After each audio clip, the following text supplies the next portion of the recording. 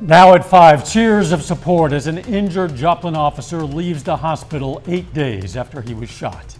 We see how other area responders are helping Joplin in this time of need, and what you should know about the bird flu as it spreads to other states. The 4 states' most watched news starts now.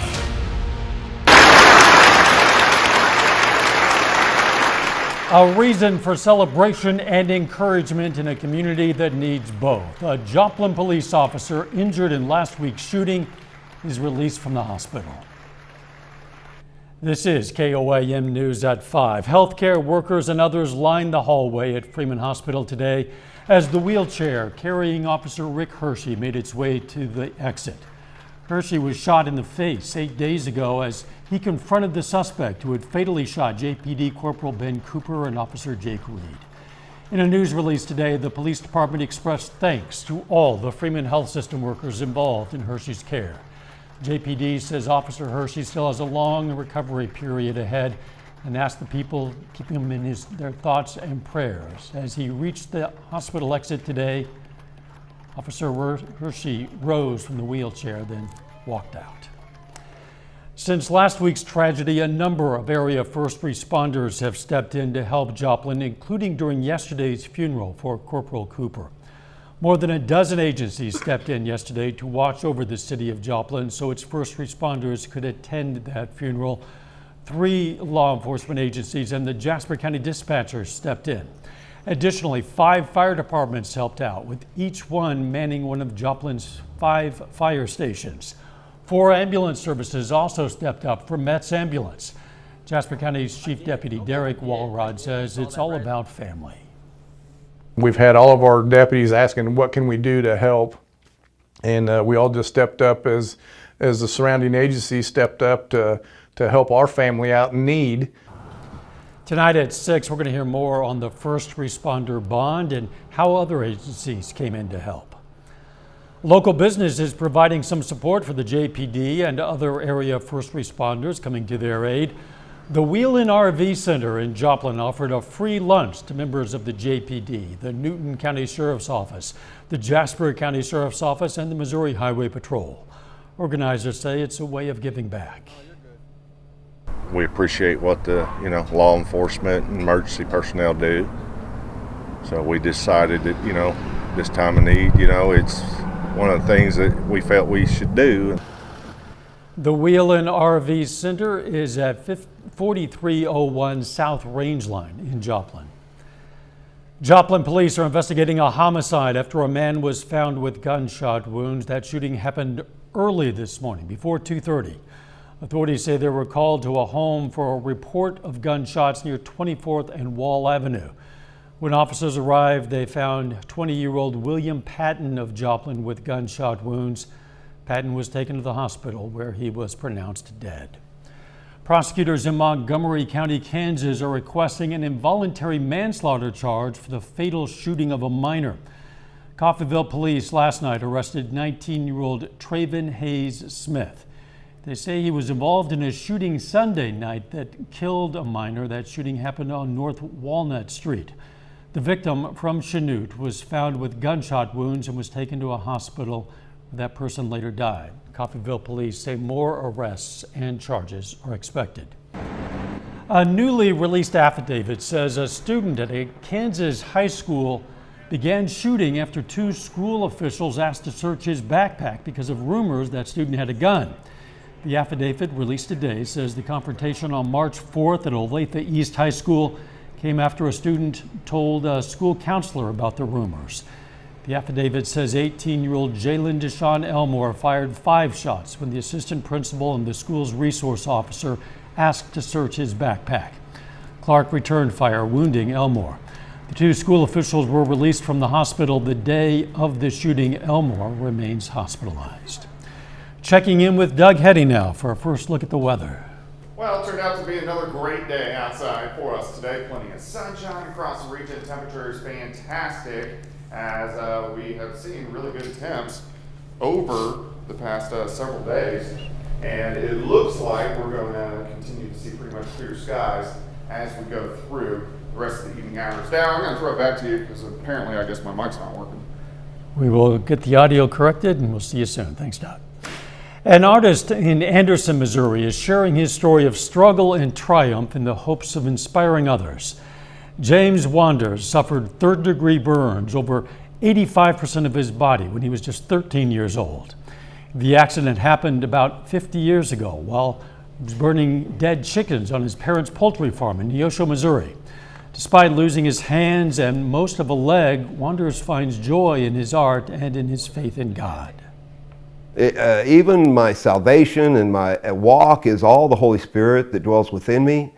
He's the one that gives me the strength to get up in the morning to do this. I couldn't do this.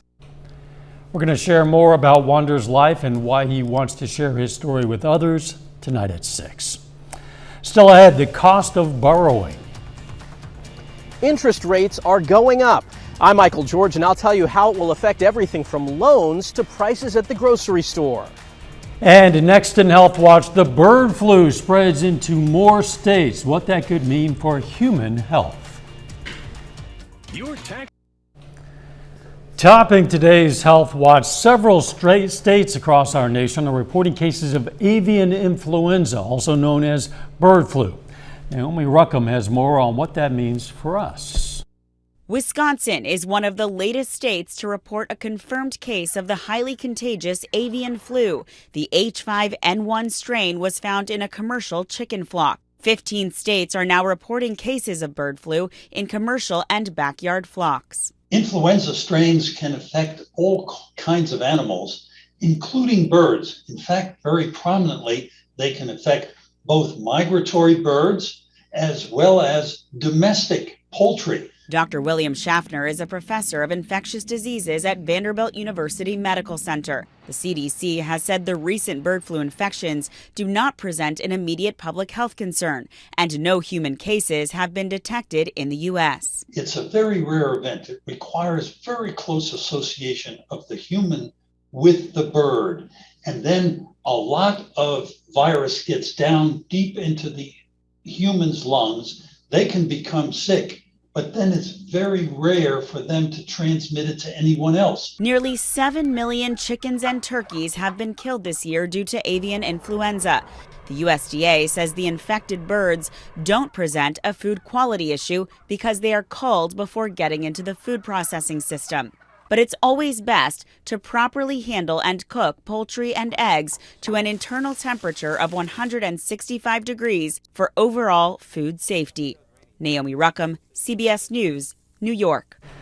Now, while bird flu in people is rare, it can cause serious illness. Doctors say antiviral drugs that we use for seasonal flu, such as Tamiflu, also work against bird flu. Allergy sufferers beware. A new study suggests allergy season is getting worse, and it's all because of climate change. Wind-driven pollen is closely tied to temperature and precipitation changes. So as spring seasons get warmer earlier, plants could pollinate much earlier and for a longer period of time. The study found different tree pollen varieties that once varied in timing will eventually overlap with each other, and that's going to lead to overall higher concentrations of tree pollen that threaten public health. Researchers at Tufts University School of Medicine have discovered a test to identify Lyme disease sooner. They say their test can show when people are cured of it and also diagnose reinfection of disease that spread from the bite of an infected tick. The test detects an antibody that infects people produced to fight the disease, and doctors hope the test will help better determine whether treatments are working. A new study at UC San Francisco finds people with certain genes can pack the benefits of a full night's sleep into only 4 to 6 hours. Researchers say that so-called elite sleep can be a shield against neurodegenerative disease. Scientists have identified 5 genes that play a role in efficient sleep, and they say those genes are usually hereditary. And long-term exposure to air pollution increases the risk of numerous autoimmune diseases. Research published in the online journal RMD Open found pollution from vehicles and industry is linked to rheumatoid arthritis, inflammatory bowel disease, and other autoimmune issues. And that is a look at today's health news. A little bit later, our pet vet on call. Hi, I'm Dr. Eva Dudek from Parsons Pet Hospital. Coming up, I'm going to tell you if I'm a dog or a cat person. Plus, we have thunderstorms in the forecast. We're going to check that out coming up.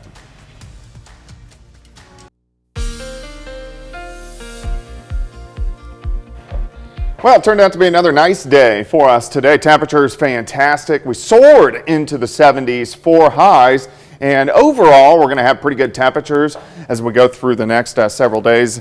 We are going to see some shifts as we have a storm system moving in. This is going to give us thunderstorms tomorrow night. Some of these could be a little bit stronger. Not anticipating anything severe, but it's close enough we need to watch it. Cooler on Friday with some showers. Fantastic weekend. We're going to have great weather, so if you want to get outside and enjoy it, of course, you can get my long-range forecast on my month-long blog. That is KOAMnewsnow.com. Nice shot. Indigo Sky Casino and Resort. Look upstairs. You can see pretty much clear skies. That's what we have around the region. Temperature is great as well. 73 Nevada, 73 Anderson, Parsons 75, Yates Center 76, Pittsburgh is sitting at 73. We have these southerly winds kind of helping those temperatures warm up. Now the winds are going to start to crank up a little bit over the next 24 to 48 hours as our next storm system rolls in. Looks good, 7th and range line. Currently sitting at 74 south winds, 10 to 15. Humidity's bone dry at 35%. Through the evening hours, we slide back through the 70s, the 60s, eventually upper 40s to lower 50s. Not a bad night. Of course, we have extended daylight hours now during the evening hours, so it's great to get outside. Clear skies, nothing going on here. You can see clouds thickening out to our west. Those will start to roll in later on tonight as our next storm system is starting to get organized. You can see the wave out right across parts of Utah, and this is going to rotate in as we go through about the next 24 to 48 hours. This storm system, area of low pressure develops western Oklahoma, and then it tracks right toward us tomorrow night. But because it's going to move right on top of us, the greater severe threat will stay to our south, which is good news, but we could still get some strong storms with this system. Clouds thicken tonight. As we go into the morning hours, we're going to have partly sunny skies for us tomorrow. Overall, it looks pretty good, near 70 by noon, and then we should soar into the mid-70s once again for highs. 77 tomorrow afternoon. Southerly winds at about 10 to 15, so a little breezy. All right, tomorrow evening, thunderstorms start to break out. This is 8, 9 p.m. A bigger batch toward midnight. Some of these could be strong. Again, I think really any severe stays to our south. Periods of thunderstorms into Friday morning. You can actually see a little bit of snow trying to mix in out across southeastern Kansas. We can't rule out a random flake or two. I don't think we're going to switch to snow. Cool showers, at least the first half of the day on Friday, and then those will start to taper off by the time we head into Friday afternoon. Rainfall amounts, decent amount. I think a lot of us could pick up a ½ an inch, upwards to an inch of rain with this next storm system, which we always need this time of the year. All right, 77 tomorrow. It is St. Patrick's Day. Didn't even realize that until I saw the little shamrock thing on the graphic. 49 Friday, but we're going to hang into the 40s all day long. But look at the weekend. 66 on Saturday, 72 on Sunday. I could have forecast that tomorrow would be St. Patrick's Day. I could have forecast that years ago. It doesn't mean anything to me. I guess not. Thanks, Doug. Coming up, the latest on a change in interest rates. First, though, we recognize a local veteran. Oronogo, Missouri native William Sylvie served in the U.S. Army from 1964 to 66. His duties took him to Korea, and we are proud to salute Specialist William Sylvie, a four-state hero. Topping today's Consumer Watch, U.S. inflation is on the rise, and economic instability from the war in Ukraine is only creating higher costs here at home. The Federal Reserve is now taking action to try and bring inflation under control. Michael George explains. Whether it's groceries or used cars, consumer prices are accelerating at the fastest rate in 40 years.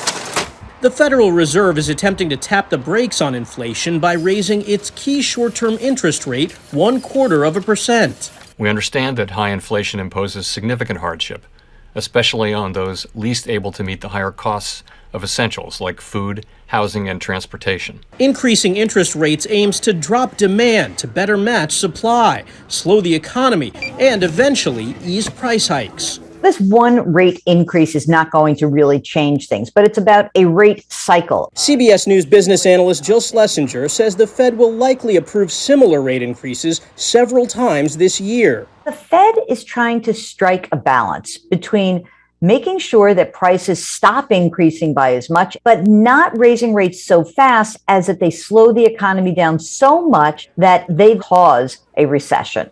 Raising interest rates may fight inflation, but the move also makes borrowing money more expensive. Homeowners who have an adjustable rate mortgage could see their rates go up. Auto loans, student loans, and interest on credit cards will also rise slightly. Conversely, if you're a saver, you may see a small increase in the amount of interest you earn on a savings, a checking, a money market, even a CD. Schlesinger says the impact won't be seen right away and will be small at first, but expect that to change if the Fed continues to raise rates. Michael George, CBS News, New York. The Federal Reserve expects the job market to remain strong, with the unemployment rate falling to 3.5% by the end of the year. As prices go up, the amount you get in some packaged products is going down. It's known as shrinkflation. Examples include snack foods like Doritos. A Frito-Lay spokesperson says they took a few chips out of each bag in order to keep the price the same. You can expect fewer wheat thins in a box, too. And an iconic Starbucks disposable cup may soon be a relic of the past. In an effort to reduce its waste by 50% by 2030, the coffee giant says it'll start shifting away from single-use plastics. Starbucks says it's also set a goal by the end of next year of allowing customers throughout the U.S. and Canada to be able to use their own personal reusable cup. Starbucks is also considering a program that would allow visitors to borrow reusable cups. Our Pet Vet on Call next.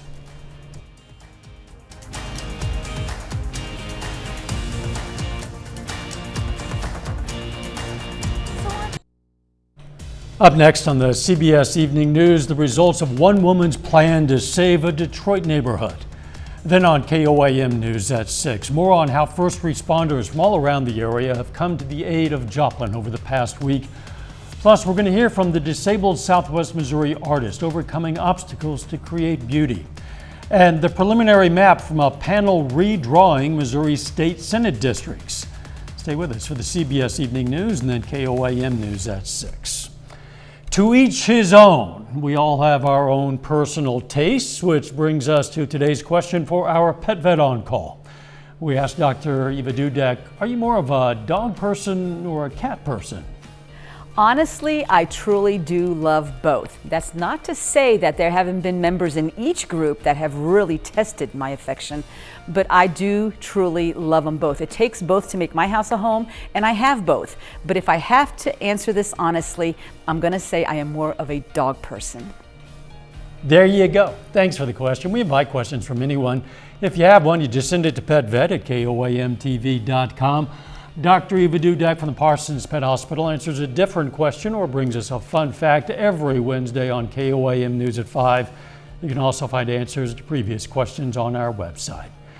Now we're going to check out our picks of the litter for the week, and in the interest of fairness, we have chosen a dog and a cat. We know there are people who love either, or some cases both. From the Joplin Humane Society, we've chosen an adult male shepherd Alaska Malamute mix, a beauty. His name is Alfie. And from the Southeast Kansas Humane Society, we've chosen this domestic short-hair cat that appears to be wearing a tuxedo. Adult female, her name is Onyx. If you're looking for a pet, why not check out your local Humane Society? Nothing against cat people, but I'm not a cat person. It's fun. I grew up with cats, and they were always plotting my death, I felt like. I kind of felt the same way. Yeah. Like They're they're up, sneaky. like they know something, they're up to something that they're not sharing, and as soon as they get an opportunity, yeah, dogs, they show their affection in different ways. They're happy that you're home. Cats Exactly. are like, why are you in my house? Exactly. Not that we need to lobby you favorite dogs. Okay, the weather. Looks pretty good for the rest of the evening hours. Of course, it doesn't get dark till about 7:45. Go outside after the 6 o'clock news and enjoy it. 77 for us tomorrow. Thanks for joining us. We'll see you right back here at 6. Let's make it a great evening.